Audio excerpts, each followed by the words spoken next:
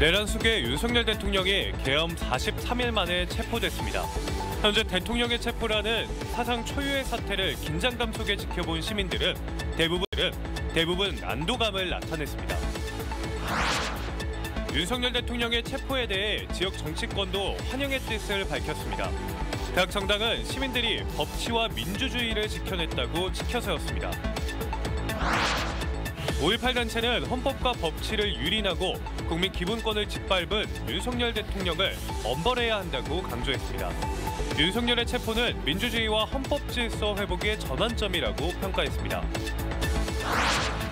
12.3 비상계엄 선포에서 체포까지 43일간 윤석열 대통령이 사회에 끼친 혼란과 갈등을 두고두고 극복해야 할 과제로 남았습니다. 시민들은 철저한 수사로 내란 세력을 청산해야 한다고 촉구했습니다. 시청자 여러분 안녕하십니까? KBC 8시 뉴스 시작합니다. 윤석열 대통령이 12.3 비상계엄 선포 43일째인 오늘 체포됐습니다. 현재 대통령 체포라는 사상 초유의 사태를 긴장감 속에 지켜본 시민들은 대부분 안도했습니다. 시민들의 목소리를 조경원 기자가 전해드립니다. 12.3 비상계엄 이후 밤잠을 설친 시민들은 윤석열 대통령에 대한 2차 체포영장 집행 과정을 주의 깊게 지켜봤습니다. 공수처와 경찰이 관저에 도착한 지 5시간 만에 현직 대통령을 체포했다는 소식이 전해지자 시민들은 비로소 안도했습니다. 추운 날씨에 힘들게 일하고 계시는 경찰분들 더 수고하지 않게 체포돼서 다행이라고 생각하고요. 윤석열 대통령의 탄핵을 주장해온 광주 비상행동은 내란 수괴 윤석열 대통령 체포는 국민의 승리이자 대한민국 국격 회복과 정상화를 위한 출발점이라고 평가했습니다. 윤석열은 말이 안 되는 소리를 잘하는 사람이잖아요. 그래서 말도 안 되는 소리 했다. 얘가 정신이 정말 돌았구나 이렇게 생각했어요. 시민들은 체포가 부당하다는 취지의 대통령 담화에 대해서는 놀랍지도 않다는 반응을 보였습니다. 그동안 계엄을 옹호하고 체포를 방해한 국민의힘 의원들에 대해서도 시민들은 수사를 촉구했습니다. 국민들이 뜻과는 정반대의 행동을 지속시켜왔던 국민의힘 대통령을 지키지 못해서 죄송하다는 등 내란을 그동안 동조하고 옹호해왔던 이 모든 행위들에 대해서 철저하게 죄질을 따짐으로써 12.3 비상계엄 선포에서부터 체포까지 43일간 윤석열 대통령이 야기한 사회적 혼란과 갈등이 하루빨리 수습되기를 바라는 시민들도 많았습니다. 이제 참 마음 놓고 잠자겠네요. 사이좋게 하든지 나라가 되었으면 좋겠습니다. KBC 조경원입니다. 지역 정치권도 잇따라 환영의 뜻을 밝혔습니다. 강기정 광주시장은 민주주의 마지노선을 지켰다고 평가했고 김영록 전남도지사는 법치가 살아있음을 보여줬다고 정의했습니다. 고우리 기자입니다. 윤석열 대통령이 체포된 뒤 강기정 광주시장과 김영록 전남도지사는 한 목소리로 윤 대통령 탄핵을 촉구했습니다. 강기정 시장은 응원봉 시민이 민주주의 마지노선을 지켜냈다고 평가했습니다. 이어 탄핵과 내란 가담자 처벌, 더 단단한 민주주의를 향해 나아가자고 밝혔습니다. 김영록 지사는 윤 대통령 체포를 사필귀정이라고 정의하며 법치가 살아있음을 보여줬다고 말했습니다.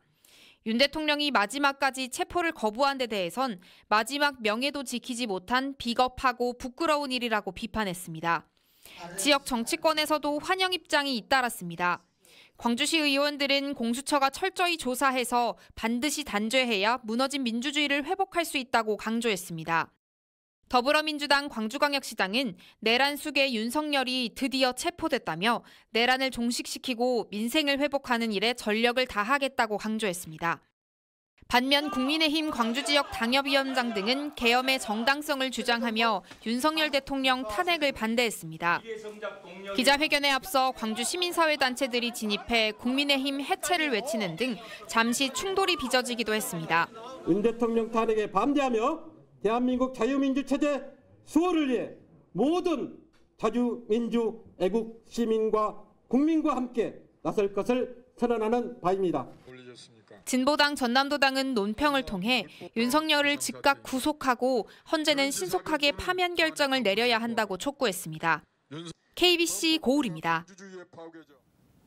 1980년 5월 17일 전두환의 비상계엄 전국 확대와 꼭 닮은 불법 계엄을 선포했던 윤석열 대통령이 43일 만에 체포됐는데요. 5.18 민주화운동 단체는 헌법과 법치를 유린하고 국민 기본권을 짓밟은 윤석열을 엄벌해야 한다고 강조했습니다. 신대희 기자가 보도합니다. 5.18 단체와 5.18 기념재단은 공동 입장문을 내고 내란범 윤석열의 체포는 민주주의와 헌법 질서 회복의 전환점이라고 평가했습니다. 5월 단체는 윤석열은 대통령의 지위를 악용해 헌정 질서를 무너뜨리고 국가 권력을 사유화했다며 마지막까지 수사를 인정하지 않고 개변을 늘어놓은 것을 질타했습니다. 헌법과 국법 모든 법을 철저히 무시한 발언이다.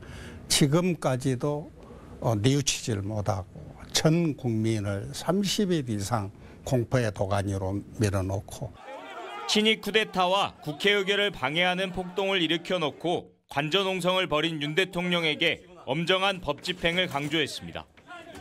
아무튼 국격을 무너뜨리고 온 국민들에게 상처를 준 사람은 그야말로 법대로 해야 됩니다. 그래서 대한민국 교훈을 위해서 또 민주주의 회복 차원에서 헌법재판소에는 공정하고 신속한 심리를 요구했습니다. 대통령이 내란죄를 저질러서 잘못했을 때 즉시 탄핵하고 인용하는 것이 헌법재판소의 역할과 임무라고 생각합니다. 그것이 바로 전 세계에 우리나라 민주주의 발전된 것을 보여준 것이라고 생각합니다. 80년 5월 27일 도청에 끝까지 남아 민주주의를 지켰던 시민도 내란 종식과 민주주의 회복은 이제 시작이라고 강조했습니다. 한강 작가가 이런 말을 했지 않습니까? 죽은 사람이 산 사람을 살릴 수 있을 것이다. 80년 5월이 과거에 40년 전에 있었던 것이다 라고 생각하지 마시고 지금 생활 현장 곳곳에서 다른 형식으로 5.18이 재현되고 진행되고 있다는 것을 염두에 주시길. 5.18 단체는 법과 국민 위에 군림하려 한 윤 대통령을 민주화 시대의 첫 반역자로 역사에 기록해야 한다고 강조했습니다. KBC 신대희입니다. 윤석열 대통령이 현직 대통령으로서 헌정사상 처음으로 체포되면서 향후 수사 절차에 이목이 쏠리고 있습니다. 비상계엄 선포에서 체포에 이르기까지 이상환 기자가 정리했습니다. 윤석열 대통령이 체포된 건 지난해 12월 3일 비상계엄을 선포한 지 43일 만입니다. 윤 대통령은 자유 헌정 질서를 지키기 위해 계엄을 선포한다고 했지만 국회는 계엄 해제 요구로 맞섰고 두 번의 시도 끝에 탄핵안마저 통과시켰습니다. 대통령 윤석열 탄핵 소추안은 가결되었음을 선포합니다. 이후 검찰과 경찰이 경쟁하듯 압수수색과 관련자 체포에 나서면서 계엄 수사에 속도가 붙는 듯 했습니다. 하지만 지난 3일 윤 대통령에 대한 1차 체포영장 집행이 경호처의 격렬한 저주로 무산되면서 수사에 발목이 잡혔습니다. 법상 명백히 권한이 없는 기관의 영장 청구인 것이고 영장 쇼핑하듯이 서부지방법원에 가서 청구가 됐습니다. 불법 무효인 영장이 틀림없습니다.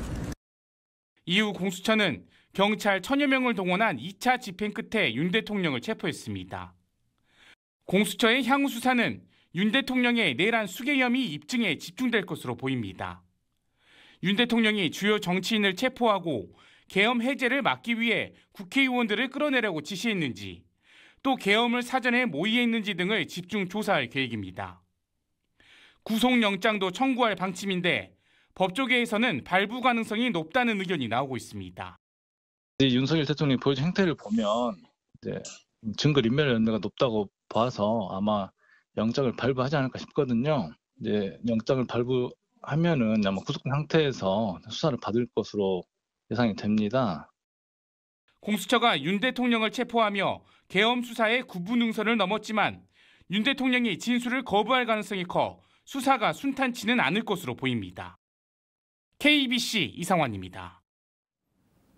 광주와 전남은 내일 아침 영하권에 머물며 춥겠고 새벽에는 1cm 안팎의 약한 눈이 날리는 곳이 있겠습니다. 아침 기온은 광양 영하 4도, 광주 영하 3도, 목포 영하 1도 등 영하 5도에서 영하 1도 분포로 오늘보다 춥겠습니다. 낮부터는 기온이 올라 목포 6도, 광주 7도, 순천 8도 등 6도에서 8도 분포를 보이겠습니다. 12.29 제주항공 여객기 참사 현장에서 추가 수색과 기체 수습이 이루어지고 있습니다. 수습 당국은 지난 13일부터 오늘까지 군, 경찰, 소방 210명을 투입해 집중 수색을 벌였습니다. 수습 당국은 5cm 이하의 작은 미세 조직 51개를 발견해 유전자 정보 검사가 필요한지 살피고 있고 승무원증과 손목시계 등 유류품 5점도 추가로 찾았습니다. 국토부 항공철도 사고조사위원회도 내일까지 기체 잔해를 수습해 정밀 분석과 원인 조사를 이어갈 계획입니다. 설 연휴를 앞두고 인플루엔자 등 호흡기 질환이 유행하면서 보건당국이 위생수칙 준수를 당부했습니다. 광주 보건환경연구원이 표본감시 의료기관에 내원한 감기 증상 환자를 대상으로 원인 병원체를 분석한 결과 최근 4주간 독감 원인체인 인플루엔자 바이러스의 평균 검출률은 41.9%로 지난해 같은 기간에 비해 2.5배나 높았습니다.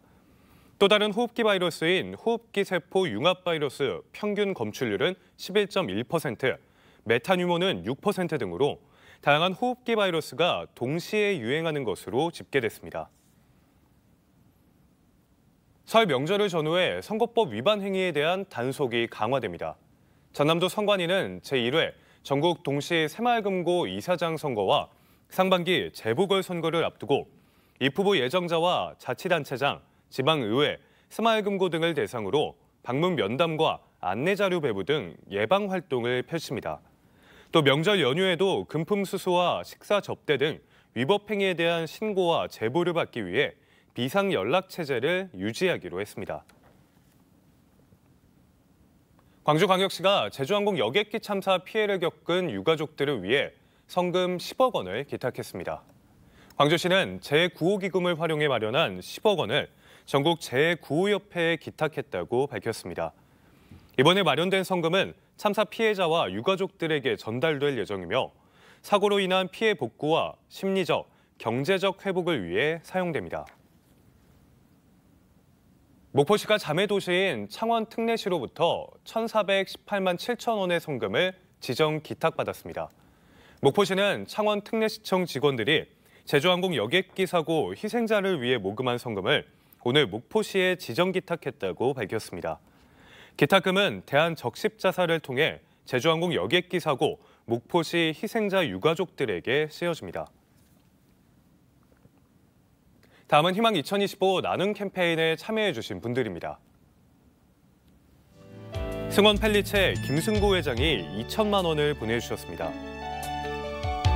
고성군 보성읍 인사동 주민들이 26만 원, 화순군 이양면 금릉리 정명식 이장 등 주민들이 18만 원, 쌍봉리 김영자 이장 등 주민들이 13만 원, 강성 3리 강용훈 이장 등 주민들이 5만 원, 김화진 씨가 10만 원을 보내주셨습니다.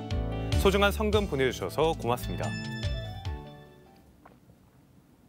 GS칼텍스가 율촌 융복합 물류단지의 수소 허브 구축에 나섭니다. GS칼텍스는 오는 2030년까지 여수 율촌 융복합 물류단지 25만 제곱미터에 연간 수소 30만 톤, 액체화물 240만 톤을 생산하는 탈탄소 청정수소 산업 생태계를 조성할 계획입니다. GS칼텍스는 정유 사업의 한계를 넘어 미래 성장 산업으로 진출하기 위해 여수 산단과 인접한 율촌 단지에 수소에너지 공급망을 구축하고 글로벌 시장에 진출할 예정입니다. 2025년 농어민 공익수당이 조기에 지급됩니다. 전라남도는 다음 달 7일까지 농어민 공익수당 신청을 받아 예년보다 한 달 이상 앞당겨 3월 중에 60만 원을 지역화폐로 지급할 예정입니다. 전라남도는 지난해 22만 명에게 1,310억 원의 공익수당을 지급했습니다. 지난해 광주 고향사랑기부금 규모가 전년보다 3배 넘게 늘어난 것으로 집계됐습니다. 광주광역시는 지난해 고향사랑기부금으로 3억 6천만 원이 모금돼 1억 1,200만 원에 그쳤던 전년 모금액의 3배를 넘었다고 밝혔습니다. 이 같은 증가율은 전국 17개 시도 가운데 대전광역시에 이어 두 번째로 높은 수준이며 답례품 확대와 연말정산 시기에 맞춘 이벤트 등의 영향 때문인 것으로 해석되고 있습니다.